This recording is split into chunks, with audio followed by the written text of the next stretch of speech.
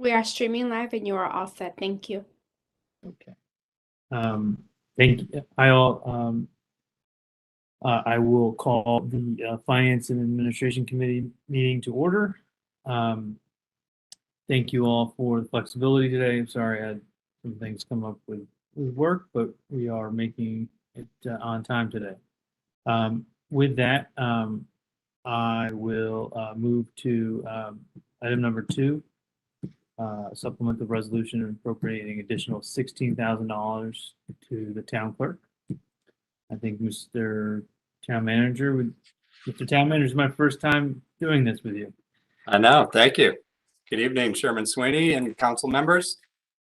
First order of business this evening is to discuss a resolution appropriating an additional $16,000 in our town clerk's office to address an increase in the volume of transactions related to absentee ballots and land records.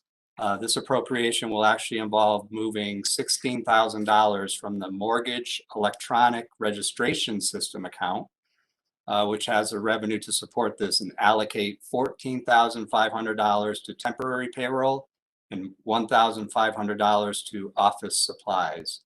We do have our town clerk joining us from vacation this evening to help with a summary and any questions that the committee may have.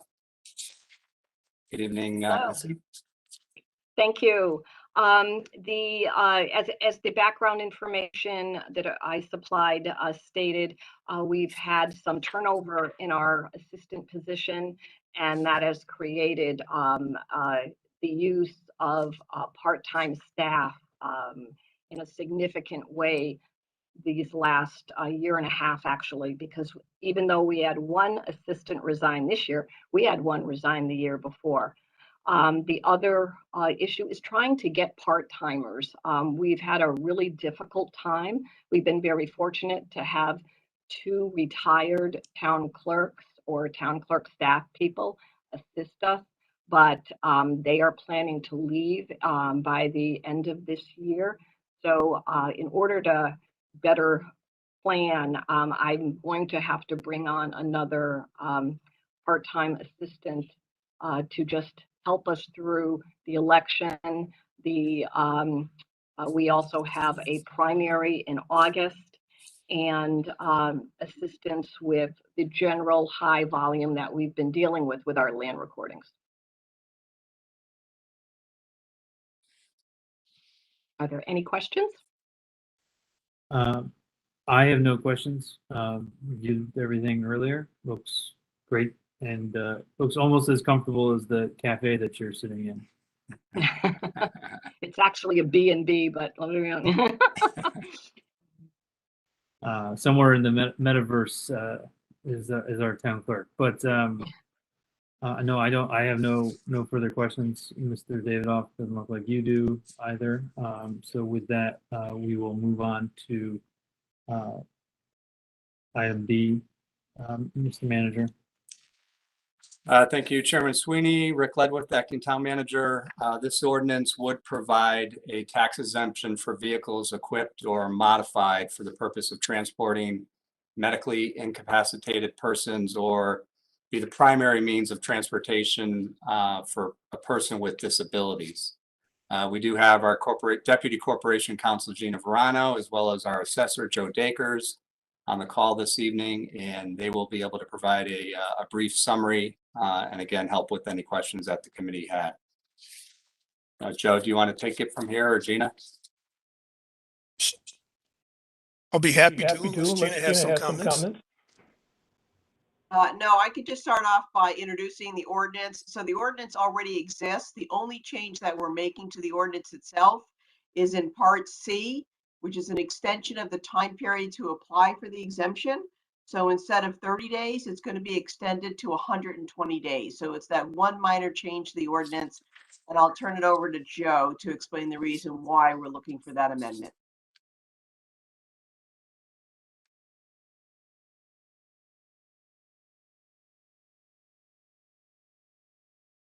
Joe, you are on mute.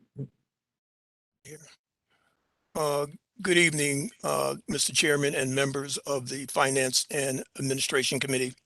There are two pieces to the application process. One of them pertains to the regular assessment cycle of October 1, which gives the applicant 30 days to get their application in and to bring their vehicle in so that we can view the vehicle to see that whether or not it has the modifications which are required under the statute. The second segment of the application process really, which is why we brought this to are bringing this to your attention, pertains to the assessment supplemental motor vehicle cycle, which runs from October 2nd of any given year to July 31st of the following year, which is approximately 8 months. So if someone were to buy a vehicle, and I have a classic example where we had one of our residents here, but if someone were to buy a vehicle, let's say in November of 2020, they would have 30 days in order to get that vehicle certified for this exemption. But what I think you have to understand is that these vehicles have to be sent away to receive the adaptations that the particular residence needs. Some of them get the floors lowered, they have ramps installed, they have wheelchair locks installed, hand controls applied to the vehicle. Oftentimes these vehicles are sent to Oklahoma to have that work done. They specialize in that stuff. Sometimes they're fortunate enough to buy a vehicle locally. But we've had to disqualify a number of applicants over the years because they were unable, sadly, to meet that 30-day requirement. And I believe that this effort to expand the application period from 30 days to 120 days would be extremely helpful. We have about 20 vehicles that are on the current grand list that have that exemption with an aggregate assessment of about $162,000. And of course, it varies every year, but we haven't had a significant number of residents with that issue. And the problems stem from cerebral palsy, being paralyzed from the waist down, quadriplegics, paraplegics, the whole list. It's actually kind of sad when you look at some of these applications, but this is an effort to try to not eliminate anyone from a qualifying for the exemption in a timely fashion. Well, thank you both for that explanation. I just have a couple quick questions. So just to clarify, Gina, this is just the change of the time, is what you said. It wouldn't change who's currently eligible. It just changes the time at which they have to put this in. Is that correct? Yes, that's correct. And did someone come with a request for this, or is it, as you said, Joe, you said that there have been issues with this? Is there someone specific that asked for it, or has there been a few asks for this?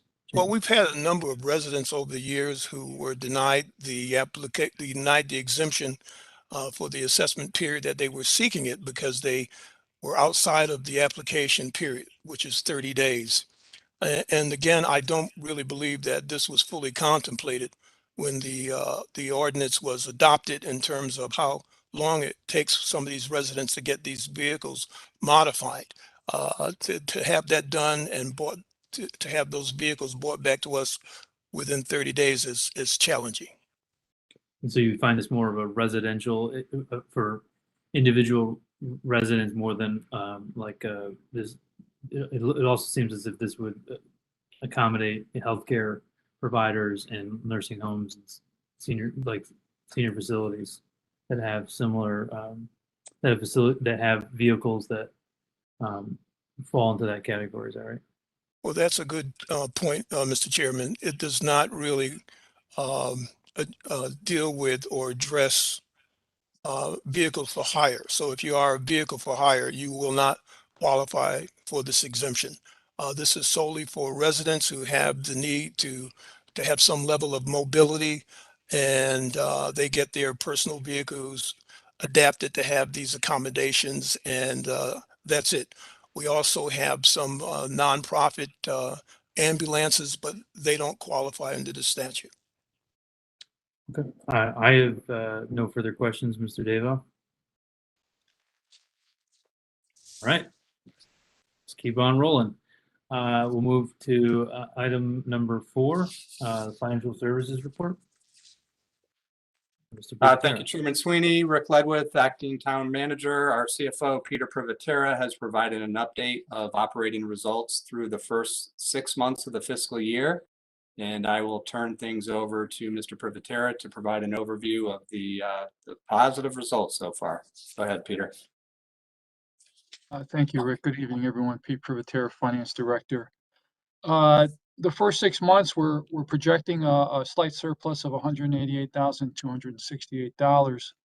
I'll just give you a brief overview. The revenues are up a little over $1.1 million. Taxes are coming in strong. Our current levy is projected to increase by $300,000. Our supplemental motor vehicle is significantly increased by $350,000. And our interest and liens in prior year are up as well. Our intergovernmental revenues are up roughly $257,000 because of a FEMA reimbursement. Our charge for services are coming in strong. Building permits are up $100,000 over our adopted. Conveyance taxes are coming in significant. They're $300,000 over what we had adopted. I mean, the only area on the revenue side, and I've reported this every month, is the low interest rates give us very few opportunities to invest our idle cash. So our revenue projection on our investment earnings is down about $280,000. On the expenditure side, overall expenditures are up approximately $950,000 over adopted. The most significant one is the fire department. The fire department is up a little over $1.5 million, primarily in overtime. There have been different points during the first 6 months of the years where they experienced 11 vacancies, filled the vacancies. There were a number of firefighters who were, either injured on duty, on maternity leave, on FMLA. Currently, the department has 4 vacancies and 7 firefighters out of service right now. I had a conversation with Chief Priest today, and the overtime will start to come down the second week of this month. They've been running 3 medic crews, and they're going to go back to 2. So that should moderate some of the overtime increase, as well as they should be finishing, the new recruits or the new firefighters should be finishing their precepting, which means they'll be able to go on the line and have a positive impact on overtime as well. Police department, they're up about $608,000, primarily due to overtime. They've had a number of retirements, I think 4 or 5 year to date, but they have 15 vacancies in the department. And I know the chief is working hard to try to fill those vacancies, but they do have 15 at this point. Leisure and social services is up a little over $300,000. A primary driver of that increase is, if you recall, back in August, there was a large apartment building that had been flooded, and we had to put the residents in temporary housing. There are a number that are still there. It looks like we're going to spend around $300,000 this year to cover those expenses. I did ask Helen Rubino Turco to provide me with the latest figures, which I'll forward to the town manager and to you.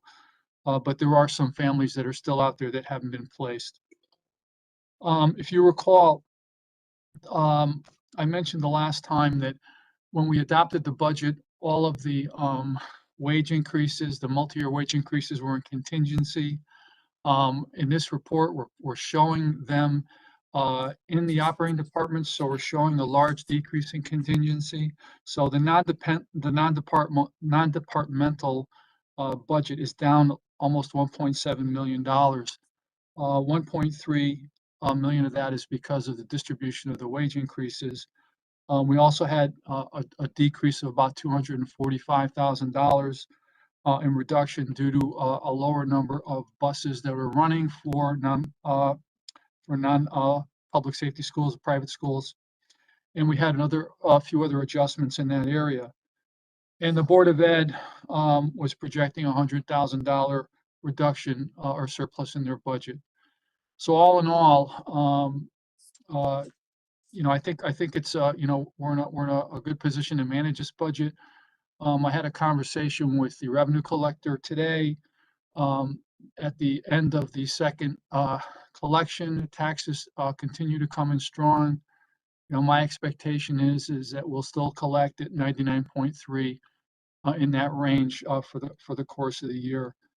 And again, I'm going to work with the fire chief and other departments to see if we can moderate some of those significant expenditures. I had a conversation with John Phillips today about the snow budget.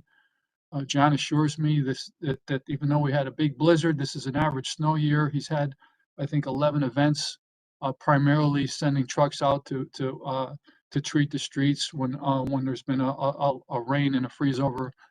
But we're still in good shape on the snow budget. So I'd be happy to answer any questions you might have. Yes, I have one quick question. So, on the leisure and social services line, this has been an ongoing expense for the town. Do we see this issue being resolved soon, so there's no longer being an item on our detracting from our budget? My hope is that it will be resolved soon. There are a small number of families that they have not been able to find the right housing for. I know that they're working on it, and that's why I asked Mr. Rubino Turco to provide a report to me so I can forward it to the town manager, and I'm sure he'll want to forward it to you folks as well. Okay. And there's no federal reimbursement or anything like that that we can seek for? No, the Deputy Corporation Counsel and I have had many conversations about this, but unfortunately, the state law does not allow us to seek any reimbursement. There are some other possible options that we may have, but I don't think we want to discuss them at this point. Thanks. Okay, well, at some point, I would like some sort of update and report overall on what this event has cost us and the issue, and then how it seems like a long time that we've had families displaced. And we'd love to make sure that I know that you guys are working diligently to make sure that they are in the right place, but would love some sort of detailed report when this concludes of the kind of the ebbs and flows of what took place. So that would be ideal. Mr. Davo. Thank you, Mr. Chairman. Mr. Privatera, I've had experience in the last week and a half visiting Connecticut Big List for a variety of clients, and I was very surprised to see the town of West Hartford has a number of claims on Connecticut Big List. I find it hard to believe that the state of Connecticut can't find us, but it be that as it may, there's quite a lot of them there. They'll tell you if it's over 100 or under 100, and there are some that are over 100. So I don't know who in your department, or whether or not that would be something Corporation Counsel could assist with. But I'm certain that we would have no problem claiming all those monies that are due to the town. So just consider that a small token of additional revenue. Who knows? And it'd be interesting to see what in the end we do collect. But I just don't get your hopes up, because some of the people I've assisted in the last 2 weeks have gotten a nickel or 10 cents or something. But those that are over 100, it really is over $100. So if we could just look at that, that would be great. Yes, I will. Thank you.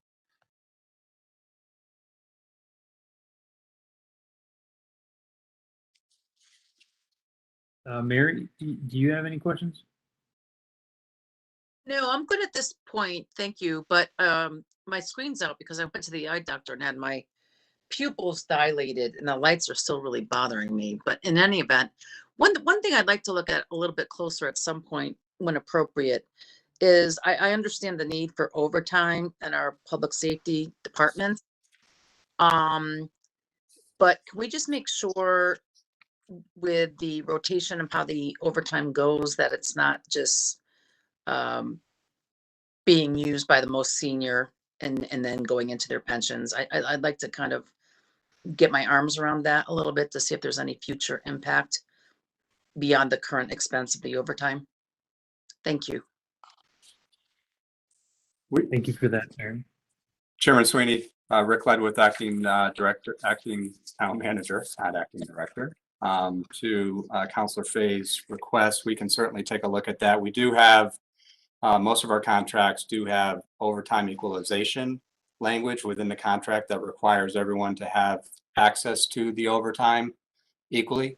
But certainly when you get, especially you take a look at where we are with fire and police, and we're short staffed as it is, we will sometimes rotate through that rather quickly, and before you know it, the more seasoned folks are taking advantage of some of these opportunities more often than not. So, but we can take a closer look at that and provide that to the Finance Committee. Thank you. Thank you, Rick. Sounds we have the right person for the job in the seat here for for this particular task. All right, well, I'm just looking to see if there's another hand raised. Madam Mayor, are you all set? Okay. All right. With that, we will move to the town clerk in the metaverse. Thank you. In my report, I gave you some statistics on the revenue that we've received last month, the amount that goes to the state, and the number of instruments that we've recorded for the month. It's been consistent, and in terms of the number of phone calls we get on an average month, and as I reported, that the land records continue to be very strong. The other highlights are the Department of Public Health Death Registry has been implemented, and it's going really well, and it will be an efficient way to be doing this process. No longer will we have handwritten death records with information on them, and any errors are easily corrected. And it also will give us an opportunity to have access to death records from other towns. So an individual who would normally have to go to Hartford if the person dies in Hartford, or is, and if the person's a resident of West Hartford, it can sometimes take 6 weeks for us to get the death record. Right now with this system, we will get it immediately, and we'll also have access to other towns and can service any resident for that particular death record as necessary. So it's kind of a really cool thing to have this statewide death registry. Excellent. Thank you for that report. Questions? I do not. Thank you so much for your report. We appreciate the work that you're doing. We know that this has been a crazy time for your office, and we are so lucky to have you in that position. Thank you. I have a great staff. They work really hard. Thanks. Teamwork makes the dream work. All right. With that, sorry, just clicked off of that. We're going to the IT report, Mr. Manager. Chairman Sweeney, Rick Ledwith, acting town manager. Mr. Moran will provide his report at next month's meeting. He didn't have a report for us this evening. And then your update then. So just a couple of brief updates from myself. As a follow-up to Mr. Privatera's report, our finance department is working hard to prepare our fiscal year 23 budget. Last week, we met with all of our directors to review their individual budgets, and that was a busy week. It was a productive week, as our finance team can now begin the hard work of compiling all of these requests into a total budget request. And from there, we will begin to prepare for our budget presentation to the council for March 8th. So that work is ongoing and will continue over the next couple of weeks. And as you know, it's my first official day as acting town manager, and I wanted to let you know that tomorrow I'll be announcing the appointment of Kathy Lombardi as our acting director of human resources. So Kathy, as you may know, has been our assistant director of HR and a great partner of mine since January of 2020, and has a wonderful working relationship with all of our directors and most of our staff. So the transition should be pretty seamless. And we'll have Kathy join us at our next Finance and Administration Committee meeting next month. So you can all formally meet her at that point. And finally, wanted to update the committee on the recruitment of our equity officer. And I'm pleased to report that we are interviewing 4 candidates on February 24th. And assuming that goes well, are hopeful to have an announcement to this committee and to the community at large regarding that critical position sometime in March. So a little bit behind on that one as this transition from me and Matt transitioning over the last 4 or 5 weeks. We just didn't have time to set that interview process up, as important as it is. But we are in the calendar now, and look forward to working through that process for that critical role in the next few weeks. So that concludes my brief update. Be happy to answer any questions that the committee had.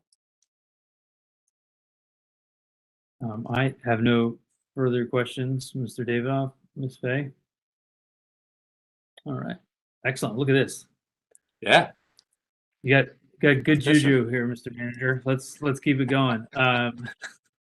So we will conclude the meeting. Rick, congratulations on your first day. Oh, Hope thank you. you've gotten that seat to snuggle up to you. And we will see everyone soon. Very good. Thanks, everyone. Thanks, Have a good everyone. evening. Congrats, Rick. Thank you. Thanks, Mary. Take care, everyone. Bye-bye.